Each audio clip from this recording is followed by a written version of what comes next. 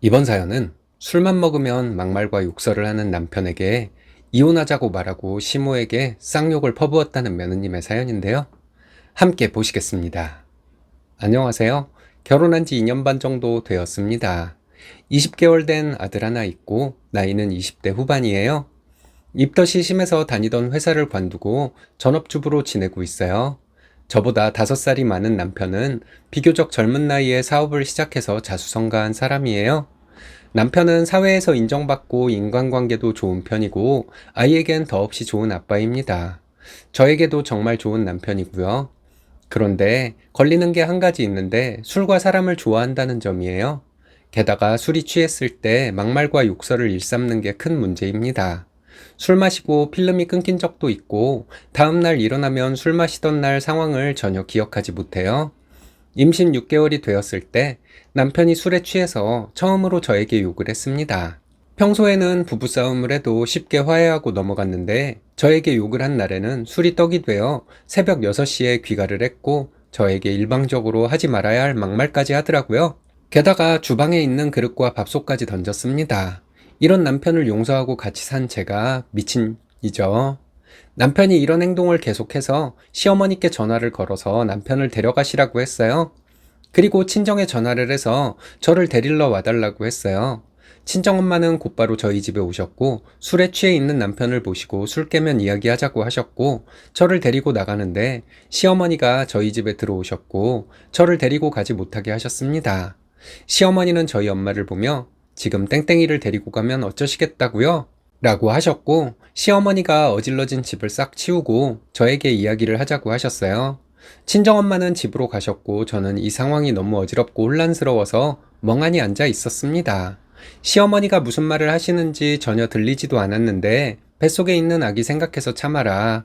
같이 아이 키우고 살다 보면 남편의 미운 짓을 다 잊고 용서하고 살 수 있다. 라고 하면서 친정엄마를 보내고 제가 시어머니의 뜻에 따라준 것이 너무 고맙다고 하더라고요. 시어머니가 저를 친정에 데려다 주기 전에 해장국집에 들어가서 해장국 한 그릇 사주셨는데 입으로 들어가는지 코로 들어가는지도 모르게 정신없이 먹고 친정 앞에 내려주셨습니다. 그러면서 저희 신혼집 비밀번호를 물어보시더라고요. 비밀번호를 알려드렸더니 휴대폰 노트에 기록하시면서 우리 아들 선풍기 틀고 자는데 너무 걱정이 돼서 들어가 봐야겠다고 하시더라고요. 친정에서 있는데 흥분한 마음이 가라앉지 않았고 남편에게는 전화 한 통 오지 않더군요. 그래서 집으로 갔어요. 그날의 집 온도는 지금도 잊혀지지 않습니다. 얼마나 에어컨을 세게 틀어놨는지 마치 냉동실에 있는 느낌이었어요. 시어머니가 남편을 꾸짖었겠지라는 일말의 희망을 품고 들어갔는데 어머니와 남편은 거실에서 TV를 보고 있더군요. 어머님이 저를 보고 왔냐고 짧게 한마디 하셨는데 그래, 네가 안 오고 백이겠냐 라는 뉘앙스였어요. 저는 다시 친정에 가려고 당장 필요한 짐을 싸고 있었는데 싱크대를 보니 밥, 반찬, 국을 해먹이고 술 깨는 약까지 먹인 상태였더라고요. 술에 만취한 남편은 자신이 한 행동은 티끌도 기억하지 못하고 있었어요. 시어머니가 그 증거를 모두 없애고 싹 치워놨으니 더 그랬겠죠? 그날 저는 남편 시어머니와 소리 지르며 한바탕 싸우고 다시 친정으로 갔습니다. 새벽에 남편이 미안하다고 문자를 보냈어요. 알겠다고 대답을 했어요. 원래 다음날 형님 댁에서 1박하고 오기로 약속을 해놓은 상태였고 형님네 가서 저는 하루 자고 남편은 형님네 근처에서 볼일을 보고 다음날에 돌잔치에 참석하고 집에 오기로 했었거든요. 남편이 아침에 형님네 가자고 연락을 했더라고요. 나는 기가 막혀서 안 간다고 했고 남편은 시어머니와 둘이 다녀왔습니다. 형님네 도착한 남편은 저에게 보고 싶다고 문자를 했고 시어머니가 아들의 잘못을 감싼 것을 알게 되었어요. 저는 그날 정신과에 가서 상담을 받고 입원을 했습니다. 신랑이 새벽에 들어와서 난리친 이후에도 한숨도 못 자서 엄마랑 병원에 찾아간 것인데 남편은 제가 왜 병원에 가서 입원까지 했는지 이해하지 못하겠다고 하더라고요. 시어머니는 저희 엄마한테 딸을 왜 병원에 입원까지 시켰는지 그 이유를 알고 있다고 했대요. 약 2주 정도 입원해 있다가 퇴원하고 남편과 상담을 받게 되었습니다. 의사 선생님은 꾸준하게 상담을 받으라고 권유했지만 신랑이 반대해서 6번 정도 상담을 받고 그만두었어요. 그 후에 아이가 태어났고 신랑은 별반 좋아진 것은 없었어요. 신랑은 제가 육아와 살림을 모두 완벽하게 해내야 된다고 주장하여 그에 맞춰서 살게 되었습니다. 잠도 잘 못 자는 하루하루를 살았지만 남편 밥상도 차려줬고 아이가 100일이 채 되지 않았을 때 시아버지 생신상도 차려드렸는데 시부모님은 나중에 그 사실을 기억하지 못하더라고요. 올해 초에는 예전에 살던 집보다 넓은 평수로 이사를 하고 14개월간 완모도 했습니다. 자랑은 아니지만 뿌듯한 기억이네요. 신랑은 제가 힘들게 육아를 하고 있을 때도 어김없이 술에 만취되었을 때 저에게 막말 욕설 심한 모욕을 주기도 했습니다. 그리고 어김없이 다음 날엔 전혀 기억을 하지 못했고요. 여자로서 수치심을 느끼게 하는 행동도 서슴지 않아서 얼마나 울었는지 모릅니다. 그리고 그 다음 날에 당신이 나에게 이런 행동을 했다고 하면 내가 정말 그랬냐고 미안하다고 하면서 내가 정말 그랬는지 믿을 수 없다는 듯한 반응이었습니다. 그러다가 며칠 전에 사건이 터졌습니다. 남편이 새벽 5시에 음주운전을 해서 집에 들어오더라고요. 제가 제일 극혐하는 게 음주운전이라 남편에게 화를 내고 싶었지만 그렇게 되면 큰 싸움이 될 것 같아 아이가 자고 있는 방에 들어가 문을 잠갔습니다. 남편은 안방문이 잠긴 것을 알고 문을 열라고 하며 문을 쾅쾅 두드리면서 욕을 하더라고요. 남편을 화나게 하려고 문을 잠근 게 아니라 싸움을 피하려고 문을 잠그고 자려고 한 것인데 문 밖에서 남편이 자기를 무시한다고 막 욕을 하기 시작했어요. 안 되겠다 싶어서 문을 열고 남편에게 베개를 집어던지면서 제발 그만하라고 욕하지 말라고 울면서 소리쳤어요. 남편이 리모컨을 던지려고 해서 112에 신고를 했습니다. 아이가 깨서 이 광경을 보게 되는 것을 막고자 하는 의도도 있었고요. 5분쯤 뒤에 여경 한 명, 남경 한 명이 집으로 왔고 저는 여경과 남편은 남경과 이야기를 하게 되었어요. 상황이 좀 수습되고 누워 있는데 시어머니가 전화를 하셔서 안 받고 자려고 했어요. 조금 뒤에 시어머니와 신랑이 집으로 왔고 남편은 또 욕을 했고 시어머니가 저를 데리고 작은 방으로 가시더니 왜 신고를 했냐고 묻더라고요. 자기에게 전화를 해야지 왜 경찰을 부르냐고 화를 내더라고요. 제가 오죽하면 경찰에 신고를 했겠어요. 아들이 술로 인해 계속 문제가 생기는데 아들을 신고했다고 며느리를 잡들이하는 시모가 정상입니까?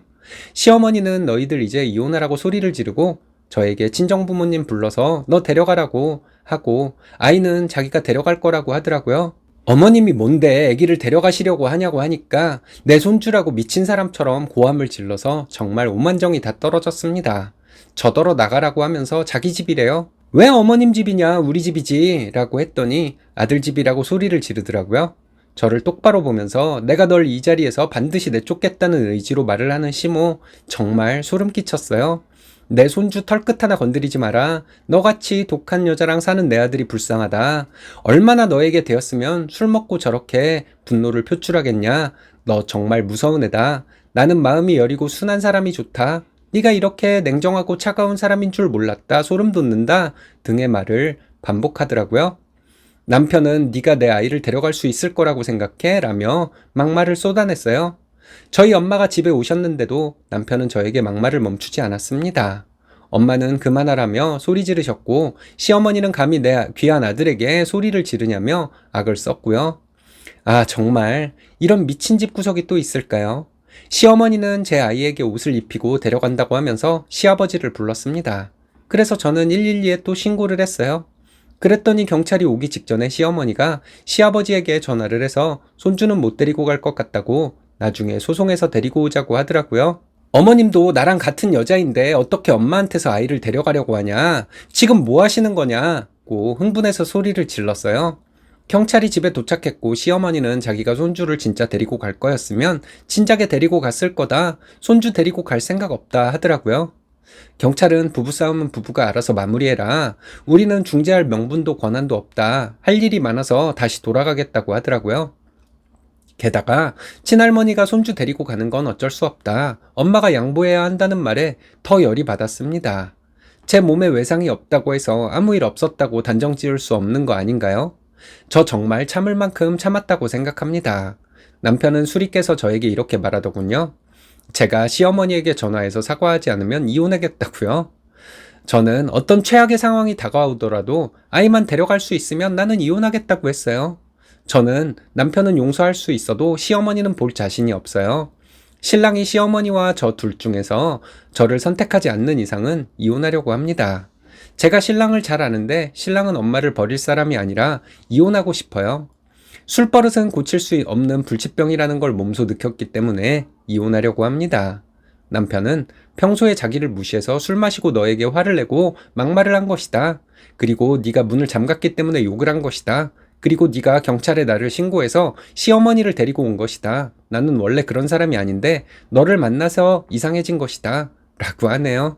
그래서 당신이 사회에서 아무리 인정받아도 집에서는 이 모양 이 꼴인데 당신같이 재활용도 되지 않는 쓰레기와는 더 이상 한 집에 살 수 없다. 어서 이혼하자고 했고 남편도 그렇게 하자고 하네요. 당신은 너무 독단적이고 어머님 앞에서는 너무 의존적이다. 그리고 술 먹고 나에게 막말을 하고 욕을 하는 모습이 당신의 진짜 모습이다. 확실히는 모르겠지만 당신은 술 먹고 한 이야기가 기억이 안 나는 척하는 것 같다. 왜냐하면 내 앞에서 자존심 구길 수 없으니까 기억 안 난다고 포장을 하는 것 같다고 했어요. 술 때문에 당신의 진짜 모습을 알게 되었으니 나도 빨리 당신과 이혼해서 살고 싶다. 어떤 상황이 와도 당신 같은 사람을 피할 수 있게 될 것 같다고 했어요. 그 엄마의 그 아들이라는 말, 당신 집안을 두고 하는 말이다. 당신 같은 아빠 밑에서 우리 땡땡이가 뭘 배우고 자랄지 너무 소름 끼쳤는데 차라리 잘 됐다고 했어요. 당신이 아무리 돈을 잘 벌어도 그 돈 다 필요 없다. 정서적으로 안정되어야 아이도 나도 건강하게 살 수 있다. 당신은 가해자다. 그 점을 꼭 알아둬라. 저는 빨리 이혼하고 아이랑 안정된 생활을 했으면 합니다. 남편이 이 난리를 칠 때 녹음을 한 게 많아서 다행이에요. 남편이 갑자기 태도를 바꿔 이혼 못하겠다고 하길래 톡으로 녹음 파일 몇 개 보냈습니다. 곧바로 시어머니에게 전화가 왔어요. 시어머니는 부드러운 말투로 저를 달래더라고요. 이번만 넘어가주면 다시는 이런 일 없도록 아들을 잘 타이르겠다고 말하길래 미친년이 미친 소리 하는 걸 믿겠냐? 이 쓰레기년아. 이렇게 말했습니다. 시어머니가 저에게 욕하고 소리 지를 줄 알았는데 가만히 있더라고요. 그래서 쌍욕 좀 더 해주고 전화 끊었습니다. 그리고 친정에 와 있어요. 그리고 남편에게 전화가 왔는데 친정에 와 있던 저희 오빠가 받아서 또 전화하면 가만 안 두겠다고 말하고 전화 끊었습니다. 이제 이혼을 진행하는 일만 남았네요. 시어머니에게 쌍욕을 퍼붓고 나니 좀 시원합니다. 싸가지 없는 며느리라고 욕하실지 모르겠지만요. 맨정신에 파리 한 마리 못 잡는 것들이 술 취하면 어디서 그렇게 용기가 나는지 모르겠더라고요. 정신병입니다. 아이가 어려도 꼭 이혼해야 할 것 같네요. 여러분들의 생각은 어떤가요?